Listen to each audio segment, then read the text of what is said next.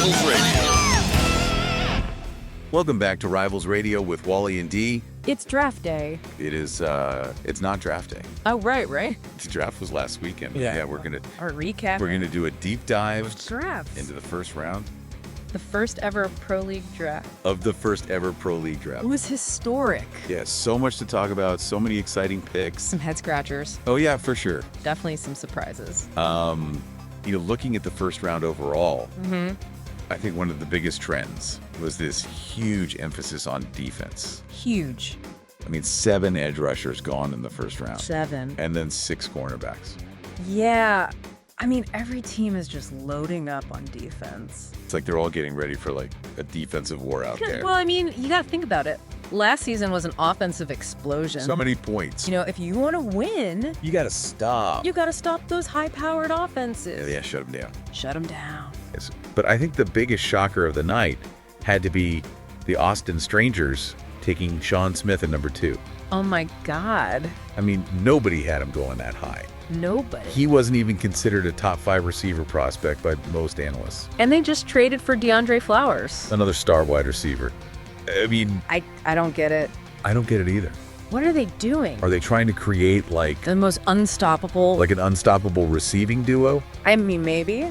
Or do they see something that everybody else is missing? That's possible too. Either way, it's a huge gamble. Huge. So we had some shockers, some surprises, but there were also some picks that went exactly as expected. Like Alvin It's Thompson, just the Marauders. powerhouse running back. Makes perfect sense. Yeah. You got Raheem Gold, the lockdown corner, going to the hoplites. Yep. As expected. And then Jimmy Black, the rock in the middle, Oh, yeah, Mr. Reliable. going to the sandstorm. Love that pick. But the draft is also about finding those hidden gems, Those diamonds in the rough. the players that exceed expectations. Like Anthony Olson. Yeah, go into the Oklahoma City natives at 21. Nobody had him going that early. But this guy's a national champion. From Michigan. He can play both guard and tackle. So versatile. The natives might have gotten a steal there. Definitely a steal. Speaking of steals, everybody's saying that Brad Huggins going to the Buffalo Brawlers at 32 was the biggest steal of the draft. Oh, yeah. This guy was projected to go top 15 by some people. Easy. So how did he fall all the way to the bottom of the first round? Well, he's a run stuffer. Okay. He's known for stopping the run, Yeah. but he's also incredibly agile for his size. Oh, he can get to the quarterback. Oh, yeah, he can rush the passer, too. That's a problem. Big problem for offenses. And the Brawlers already had a pretty scary defense. Yeah, they're stacked. So adding Huggins to that mix is just unfair. It's a nightmare. Like, I wouldn't want to be on the opposing team facing that defensive line. Nope. Speaking of great defensive pairings, the Tokyo Riot drafting Will Lane. I mean, come on. That's like a match made in heaven. Reuniting him with his former coach, Tony Fry. They're going to be unstoppable. So let's go back to the beginning. Okay, rewind it. The Canton Crush. They kick things off by taking Jimmy McNamara. The franchise quarterback they desperately needed, Yeah, he was the consensus number 1 pick. and he's a dual threat. Dual threat, He can beat you with his arm or with his legs. so he can run. Oh, yeah, he's a runner. Okay, so the Crush get their quarterback. Then the Austin Strangers make that crazy move with Sean Smith. Still scratching my head over that one. What happened next? Well, the Portland Grunge, they went with Brandon Smith, the edge rusher. Yeah, another. This guy's got raw power, incredible speed off the line. That sounds like a perfect fit for the Grunge. Oh, yeah, they love to attack. Then the Sacramento Peaks, they weren't far behind grabbing Kyle Turner, another edge rusher. This guy is all about technique and discipline. The Peaks are building a really solid defense.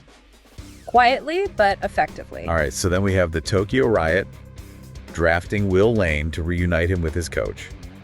A brilliant move. And then the New York Nightmare, they added Jonathan Vinal at the defensive tackle. Fresh off a national championship win with Michigan. Another champion joining the ranks. This guy's a beast. Ooh. All right, so we've covered some of the biggest names, some of the most surprising picks. But there's more. There's more. Oh, yeah, we got to talk about some of those under-the-radar picks. Oh, I love those hidden gems. The players who could turn out to be stars. All right, let's hear it. Well, let's start with Ed Silva, the wide receiver, who went to the Orlando Sharks at number 12. Ed Silva. Okay. Now, he might not have gotten the same hype as some of the other receivers, Yeah. but he was overshadowed by some of the bigger names in this draft class, but he put up incredible numbers at NC State. Okay. And he's a big physical receiver. Big physical receiver. Who's not afraid to go up and get the ball. All right, so the Sharks, they might have gotten a steal there. They could have. Who else should we be keeping an eye on? Jamal Watson.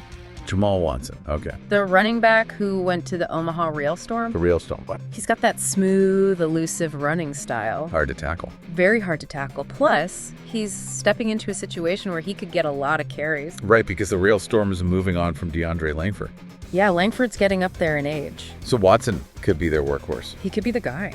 Okay, so Ed Silva, Jamal Watson, anybody else? Levi back. Levi back. The safety who went to the Honolulu Surf. Okay. He was a bit of a sleeper pick, but this guy is a tackling machine. A tackling machine. He's going to bring that hard-hitting energy to their secondary. I love it. Yeah. It's always fun to watch those under-the-radar picks. Yeah, you never know who's going to explode onto the scene. Become a star. That's what makes the draft so unpredictable. So much fun to analyze. Exactly. Speaking of unpredictable, let's talk about the quarterbacks. Okay. Besides Jimmy McNamara, who obviously went number 1, The obvious choice. were there any other quarterbacks that stood out to you?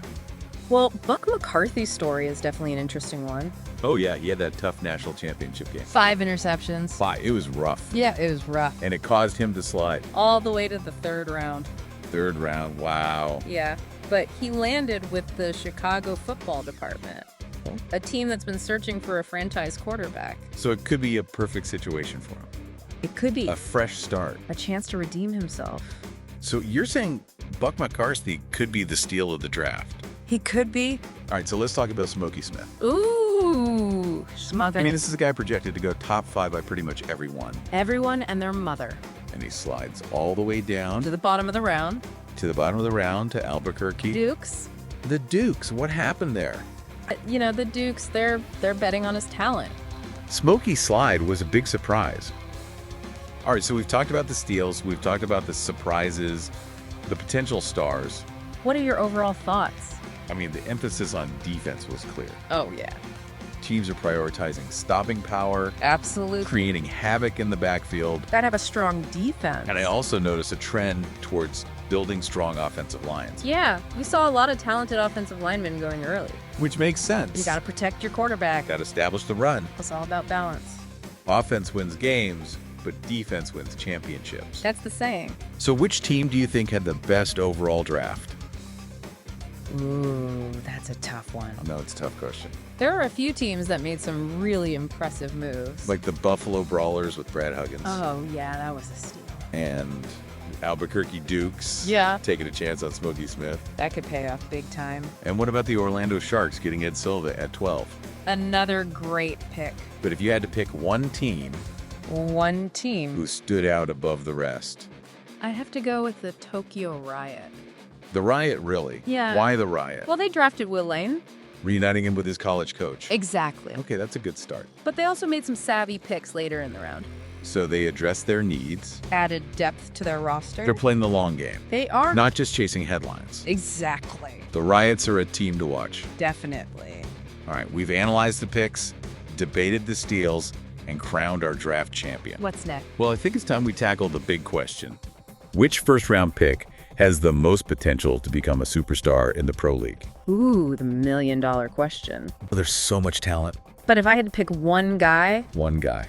I'd go with Jonathan Van. Jonathan Van, the defensive tackle for the New York Nightmare. Yeah.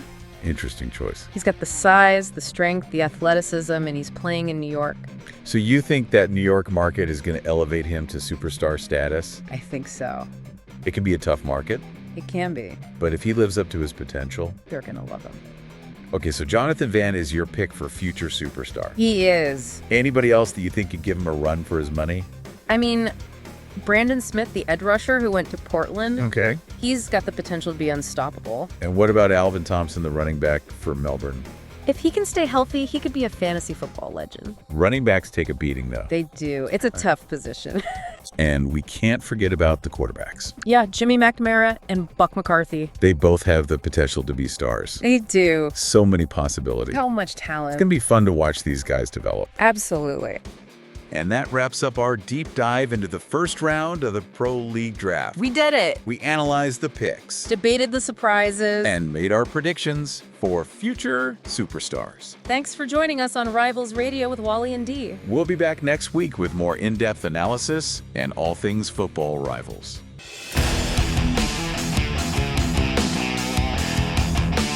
It's Rivals Radio.